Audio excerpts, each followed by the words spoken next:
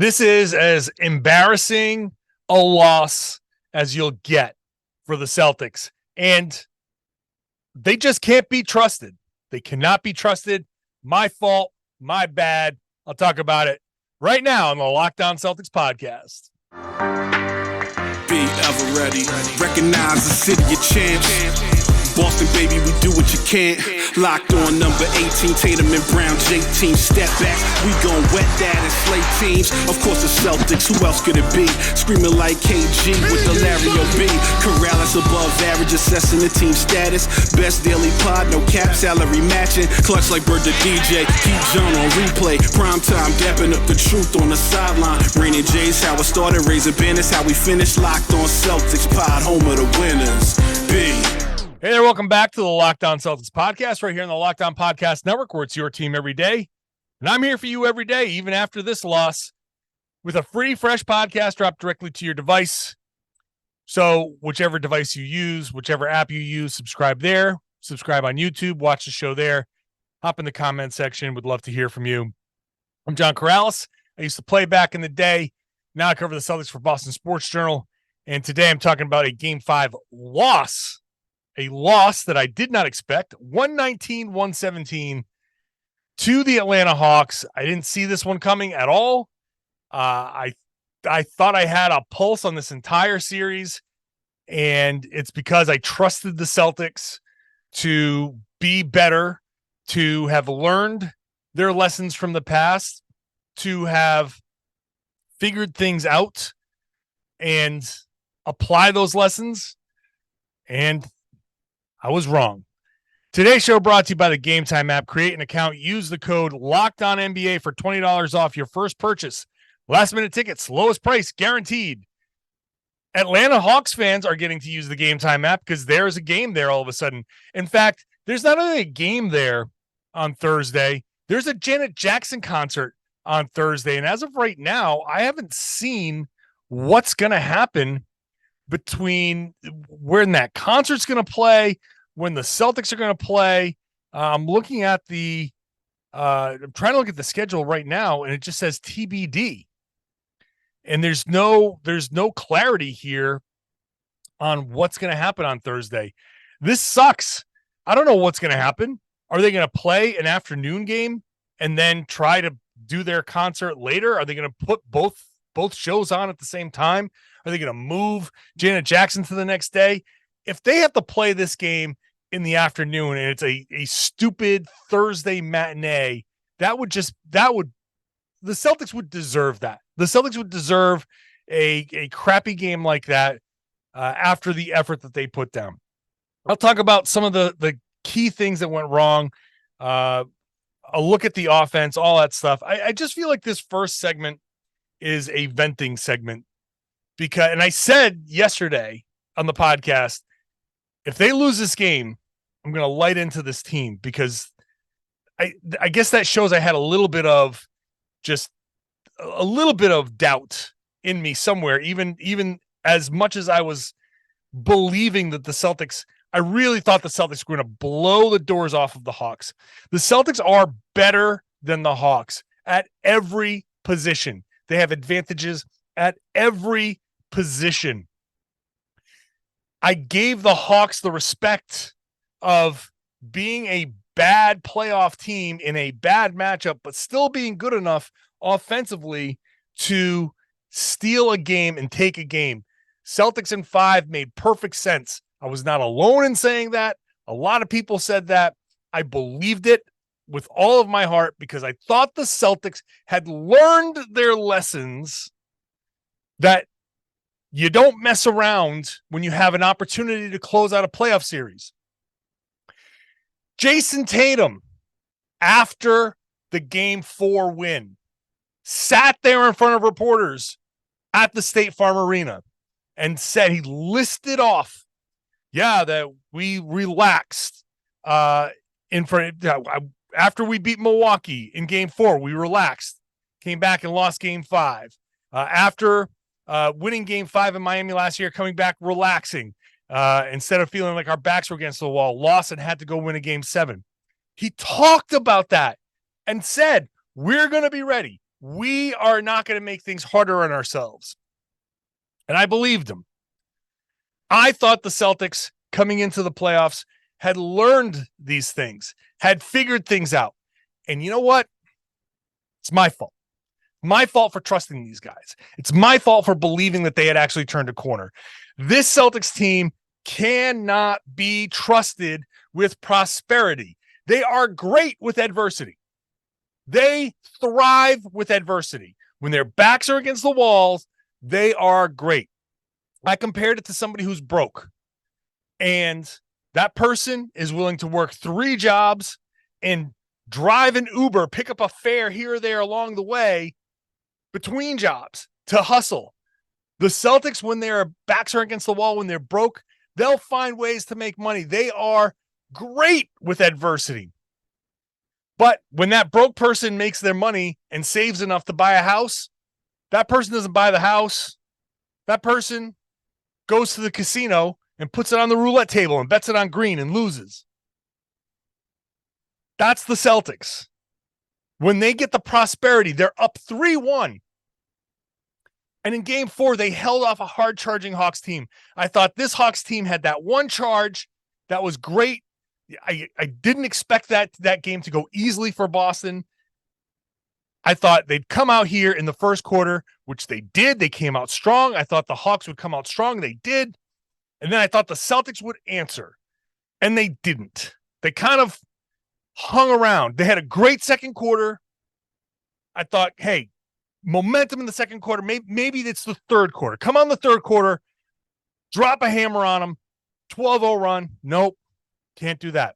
Celtics just could not shake the Hawks. Now, credit to John Collins, who had his best game of the series by far and a hot shooting night. Credit to Trae Young, who without DeJounte Murray kind of felt untethered and was able to go and score and pass and all of that stuff. Credit to the Hawks for playing hard, all of that stuff. But the Celtics, even with all of that stuff, even with everything that was happening, this is just like game 3. Even with all the hot shooting, the Celtics were up 13 with 6 minutes to go. 13. And they couldn't close the door. Up 3-1, up 13, and in total control of the game. And then between 5:24 and 2:18, a more than 3-minute stretch, the Celtics went scoreless. 11-0 run. I think it actually ended up being a 12-0 run. The final 5.5 minutes of the game, the Celtics scored 2 baskets in 5 minutes and 24 seconds against this Hawks defense. Are you kidding me? That is the absolute most embarrassing thing that could happen to the second-ranked offense in the NBA. Are you joking? A team that puts out Jayson Tatum and Jaylen Brown and Derek White, all of these guys on the floor, Al Horford, Robert Williams, and you score 2 baskets, and they're both by Rob. You score 2 baskets against this Hawks defense? Are you kidding me? That is absolutely embarrassing. Jayson Tatum, I'm recording this at almost 3 a.m. Jayson Tatum should be lying awake right now, wondering how he could not score a basket in the last 5.5 minutes against the Hawks. Jaylen Brown should be lying awake right now, wondering how he couldn't score a basket in the last 5.5 minutes against the Atlanta Hawks. You're Jayson Tatum and Jaylen Brown. What the hell was that? You should be thoroughly embarrassed. Tail tucked between your legs.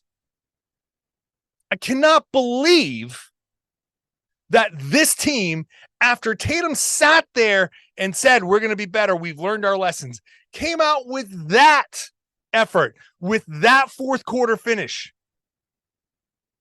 So they cannot be trusted at all, ever again, until they prove otherwise. And I don't care if they win this in 6. I don't care if they win game 6 by 50. That doesn't change a thing. That doesn't change a thing. Because they cost themselves a lot with this loss. I said this was a must-win game. They cost themselves a lot with this loss.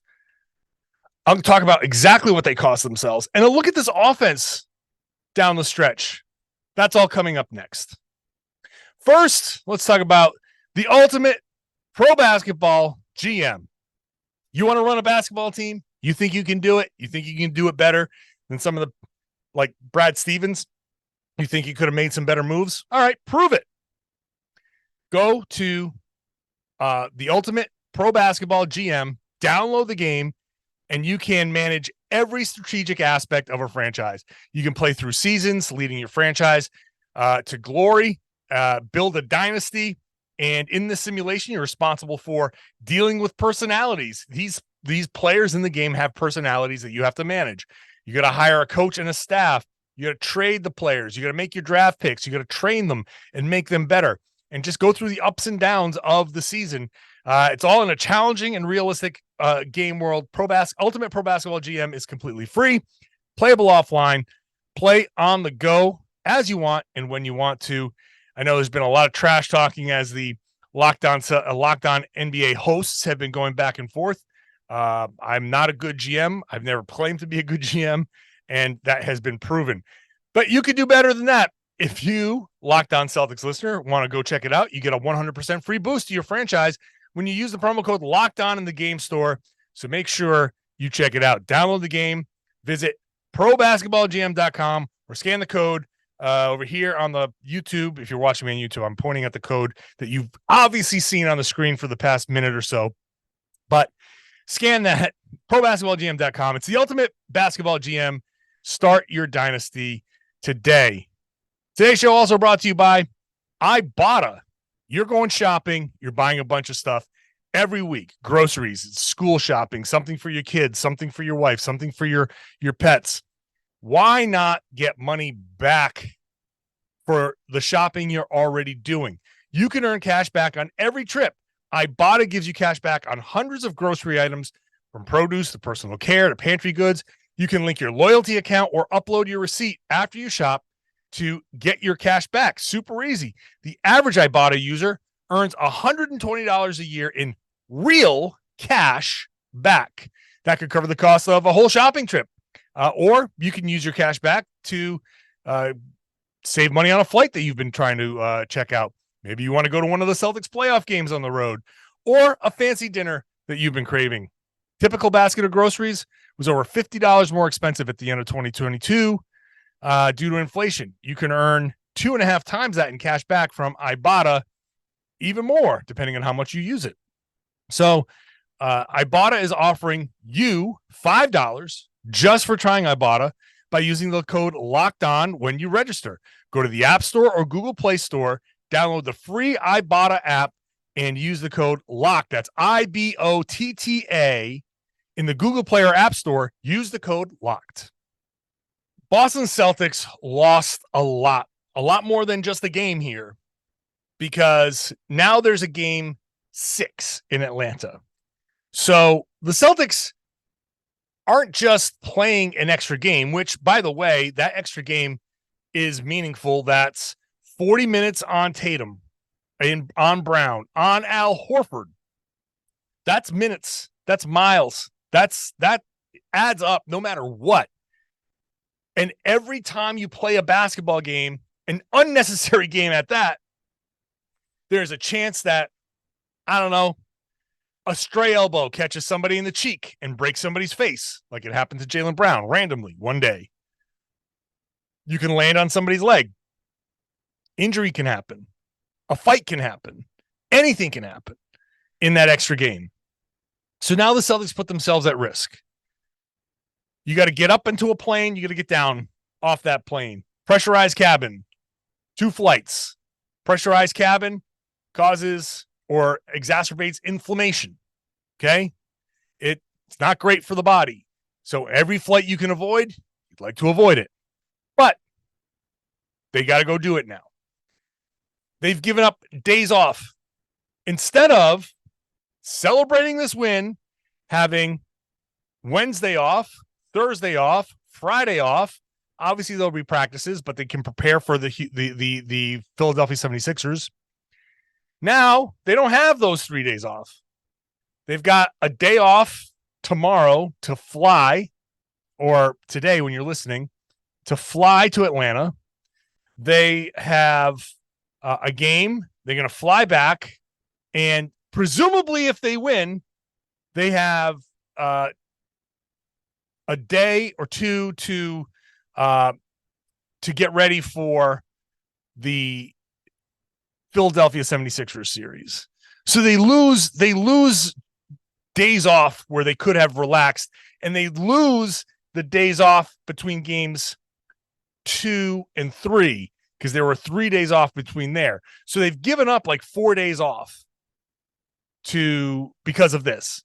So that's Horford not resting. That's Tatum and Brown not resting. So they've given up rest. And then they're giving Joel Embiid an extra day or 2, I should say, to get ready for this series. He's got a sprained knee.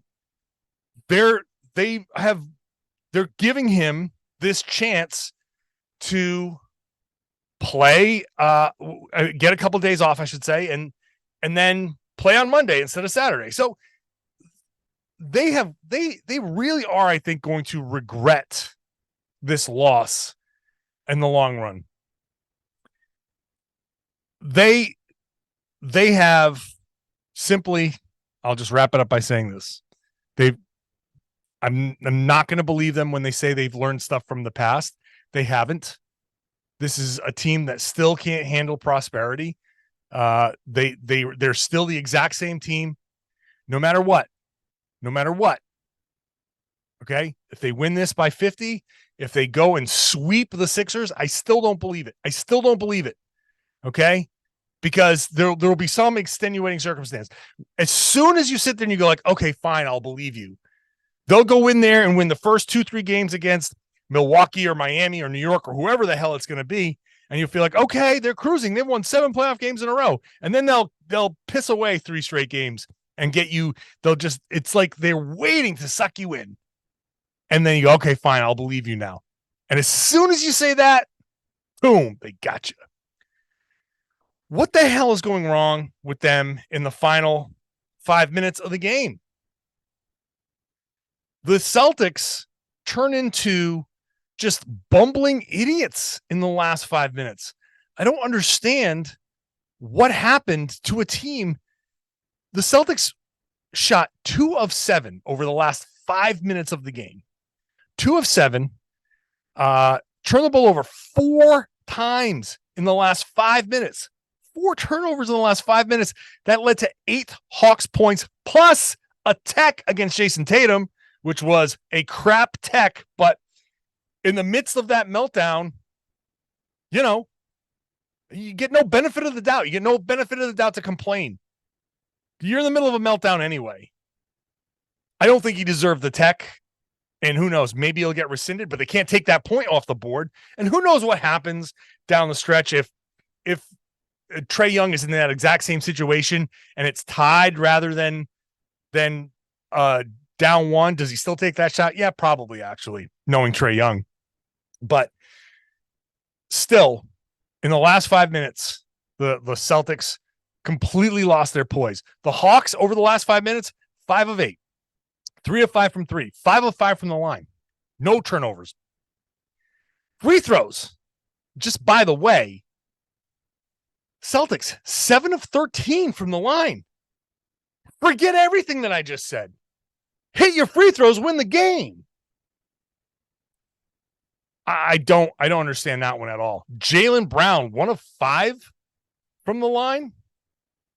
Okay, I'm not going to get on. So he missed 4. This is 6 missed free throws. So he missed 4. Marcus Smart was 1 of 2. Robert Williams was 0 of 1. Okay. Jaylen Brown, hit your free throws, win the game. And he generally played well. 35 points, 7 rebounds, 5 assists. the Celtics completely imploded down the stretch. I just don't understand why they get away from the things that work. They had 60 points in the paint. All right. 60 points in the paint. After the first half, they were 20-0 in fast break points. All right. They finished the game 24-8. So they lost fast break points in the second half, 8-4. How do you pile up 20 fast break points in the first half and 4 in the second half? What's wrong with you guys? Relax, get comfortable. Can't handle prosperity. Points in the paint, 60 points in the paint. So what are they shooting down the stretch? 3-pointers, of course. Jayson Tatum, 7 of 11 from 2. 7 of 11 from 2. Attacking, get to the rim. Maybe he didn't get enough free throws. 7 of 11 from 2. 1 of 10 from 3. If you're 7-11 from 2 and you're playing the damn Hawks, who cannot guard anybody at the perimeter, anybody,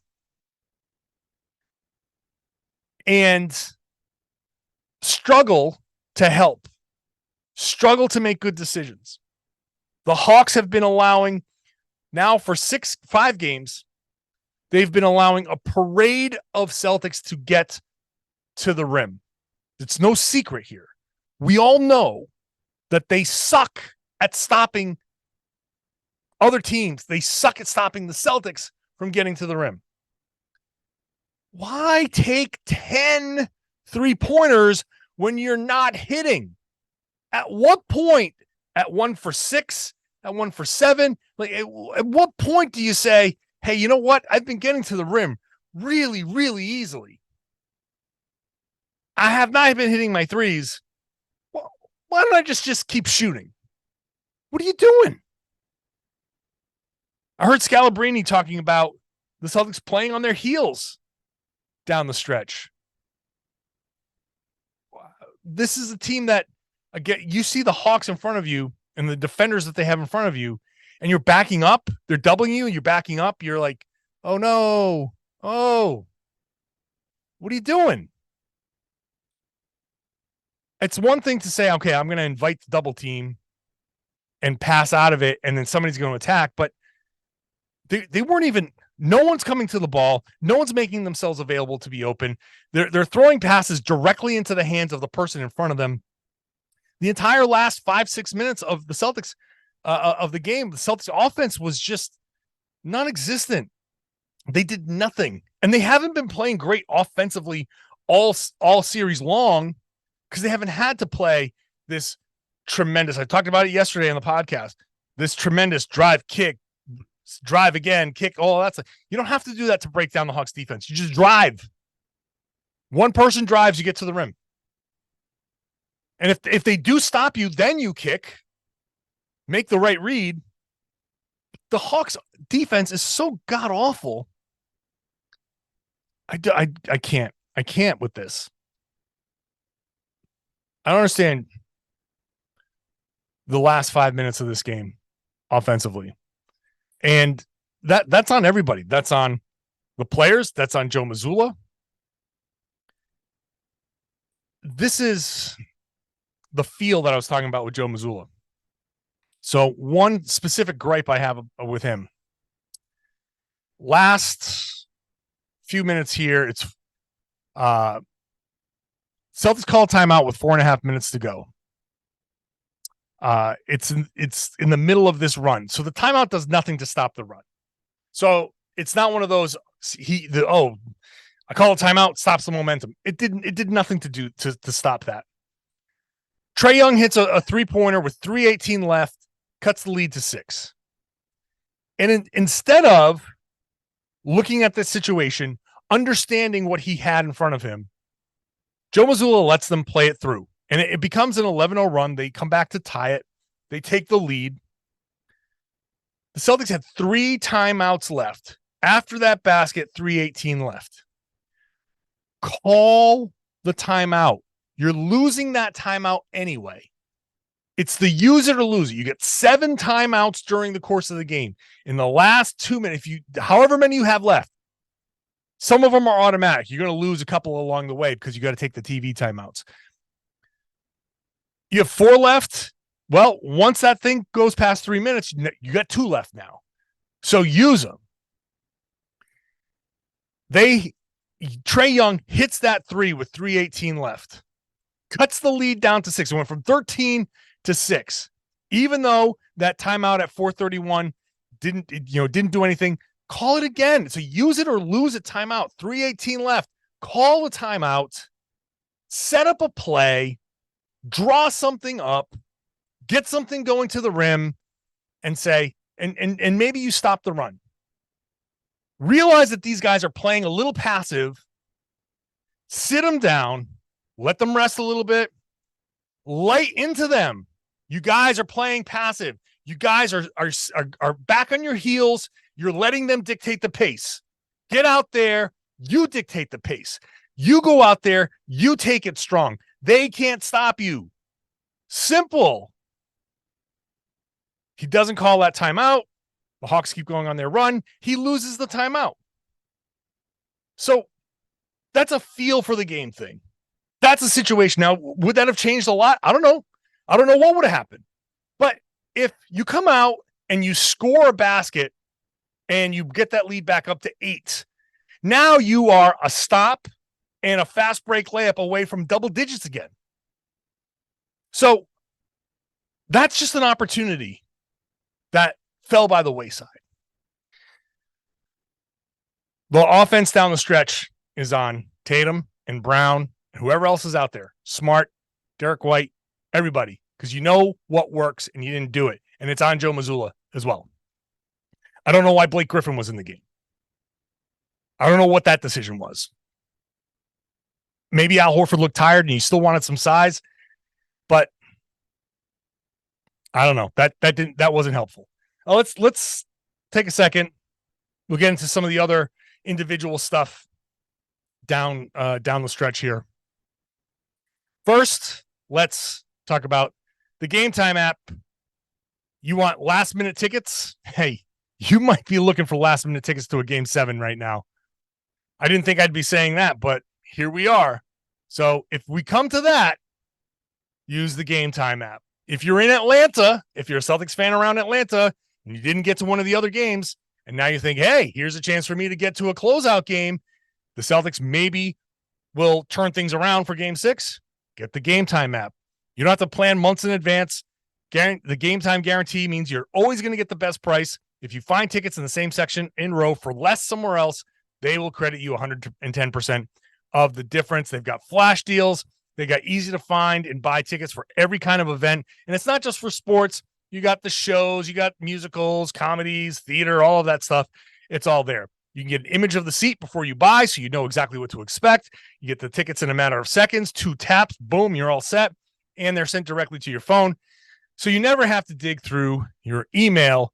Snag the tickets without the stress with Game Time. Download the Game Time app, create an account, use a code LOCKEDONNBA for $20 off your first purchase. Terms apply. Again, create an account and redeem code LOCKEDONNBA for $20 off. Download Game Time today. Last minute tickets, lowest price guaranteed. I have to hand out another Nissan Most Electric Player of the Week, which is really the most electric player of the game, brought to you by the all-new, all-electric Nissan Ariya.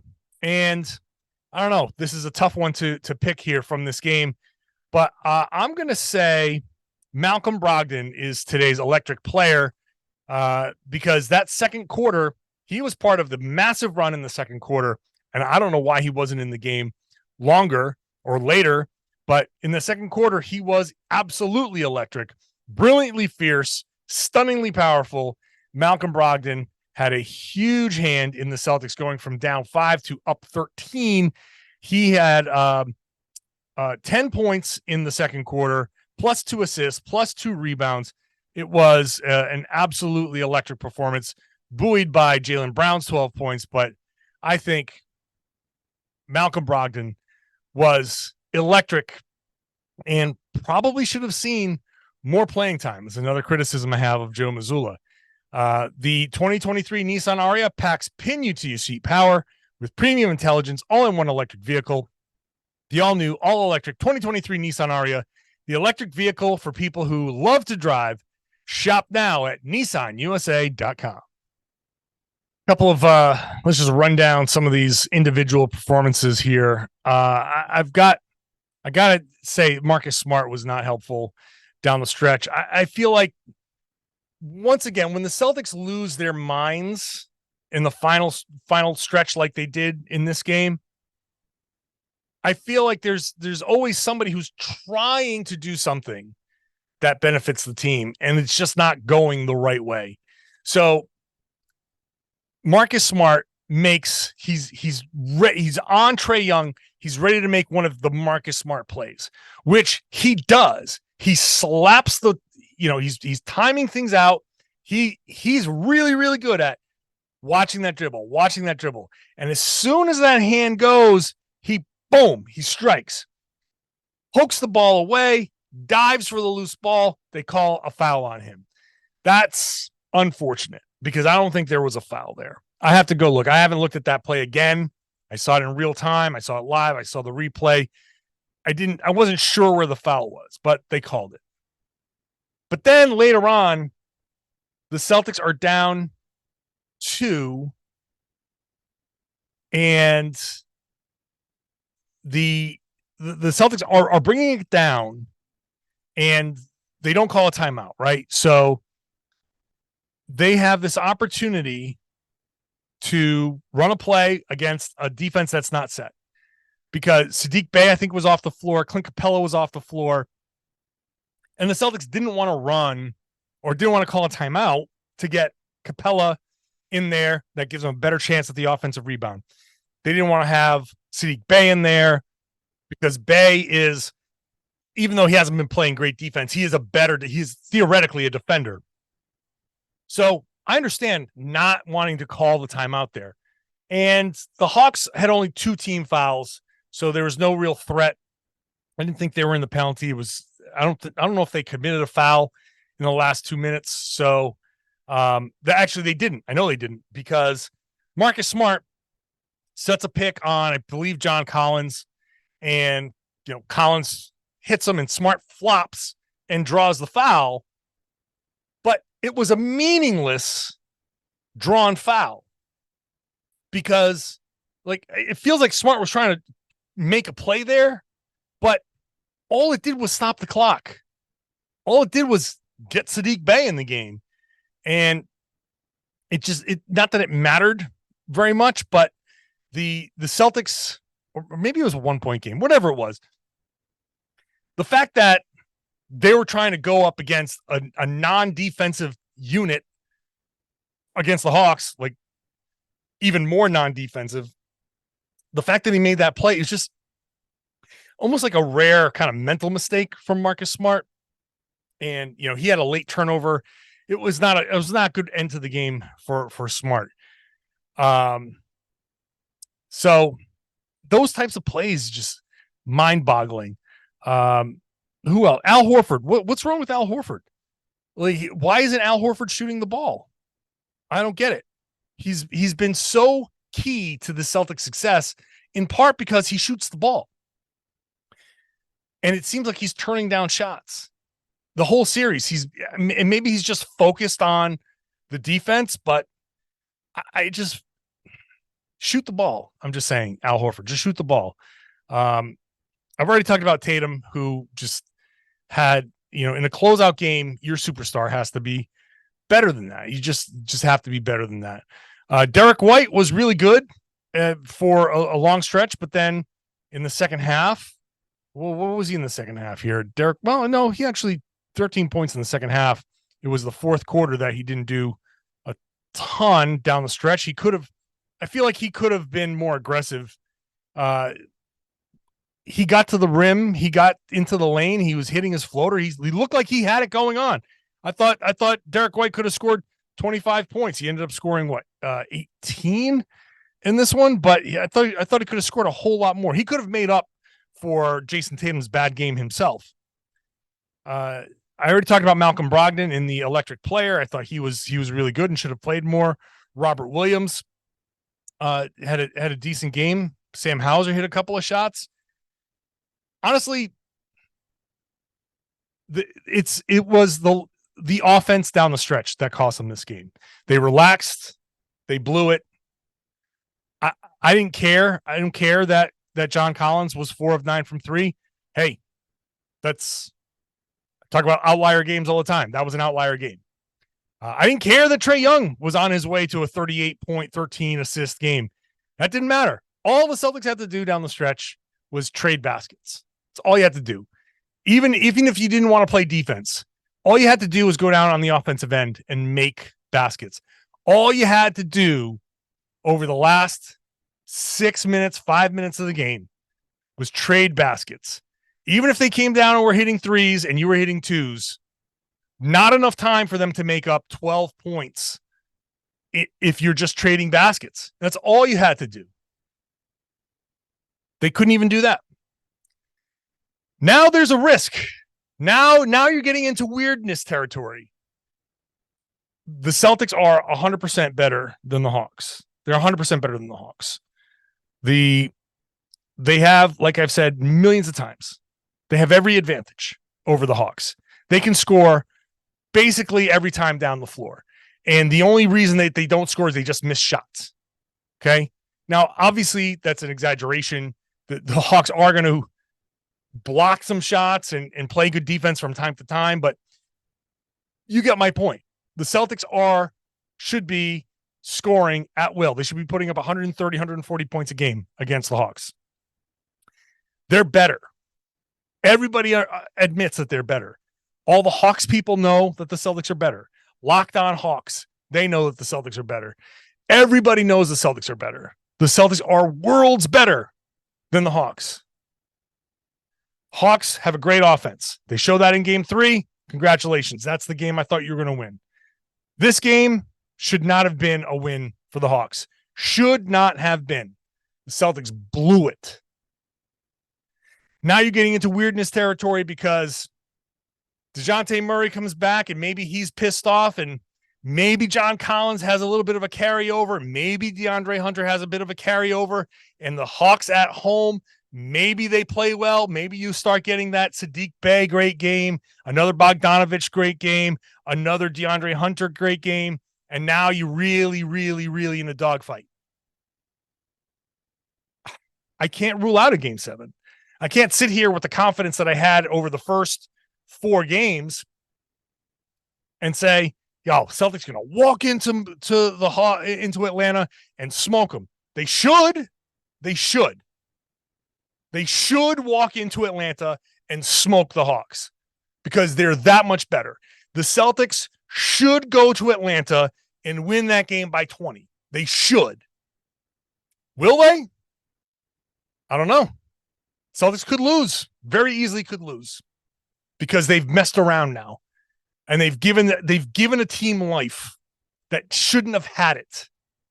This series should be over. Now the Hawks have some level of confidence.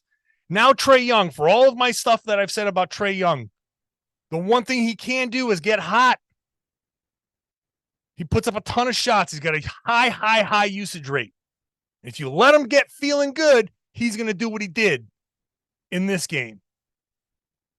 You cannot let that happen.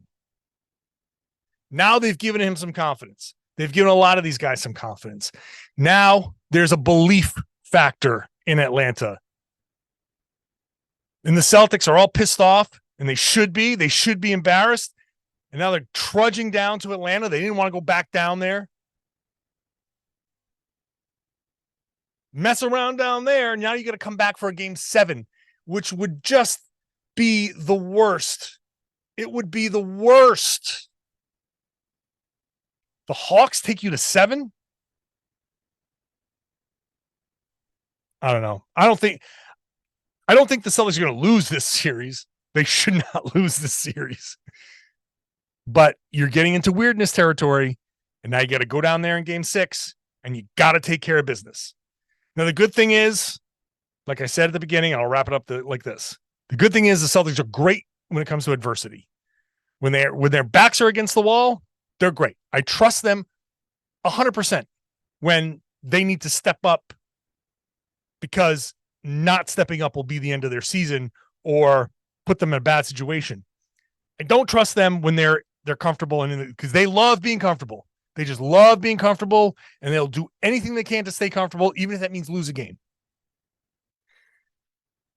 Hopefully, they go to Atlanta, polish this off, and they can take a couple of days, get ready for the Sixers, and we can move on.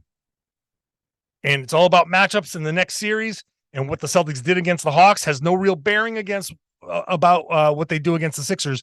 But damn it, you got to finish off the Hawks. You just got to do it.